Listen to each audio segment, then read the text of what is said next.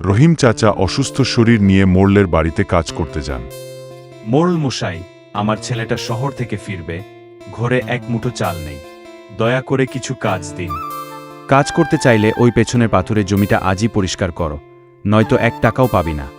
রহিম চাচা সারাদিন রোদে পুড়ে কাজ করেন, কিন্তু দিন শেষে মোড়ল তাকে খুব সামান্য টাকা দেয়। আকাশ শহর থেকে ব্যাগ হাতে ফিরে দেখে তার বাবা অসুস্থ হয়ে বারান্দায় শুয়ে আছেন। বাবা, তোমার এই অবস্থা কেন? আমি তো বলেছিলাম আমি ফিরে এসে সব সামলে নেব। তোর পড়ালেখার খরচ চালাতে গিয়ে অনেক ইয়েন হয়েছে রে বাবা, তাই কাজ করতে গিয়েছিলাম। আকাশ রাগে মোড়লের কাছে যায় এবং তার বাবার পাওনা টাকা দাবি করে। মোড়ল তাকে তাড়িয়ে দেয়। খুব বৃষ্টি হচ্ছে। আকাশ দেখে তাদের নিচু উঠানে জল জমে যাচ্ছে। সে বুদ্ধি করে বাড়ির পাশের ডোবা থেকে একটি নালা কেটে উঠানে নিয়ে আসে এবং সেখানে কিছু বিশেষ খাবার ছিটিয়ে দেয়।